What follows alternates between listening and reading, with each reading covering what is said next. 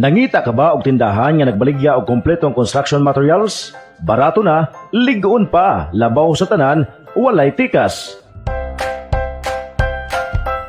Ani ana ang New Elicor and Sons Hardware Corporation. New Elicor and Sons Hardware Corporation nagbaligya og klase-klaseng construction material sama sa plywood para pang baruto, plywood para pang furniture, plywood para pang construction, tiles, steel bar, angle bar, simento, kabilya, sin, purlins, double faring, tubo, pintal ug daghan pang uban. Napos sila'y materyales para sa plumbing sama sa faucet, teflon, water pipe, fittings. Napos sila'y baligya para sa electrical material sama sa switch, electrical tape, plug, wire, saksakan, suga, breaker, panel board ug electrical pipes. Adtuan na ang New Elicor and Sons Hardware Corporation na makita sa Purok 2, Barangay Badas, Placer, Surigao del Norte.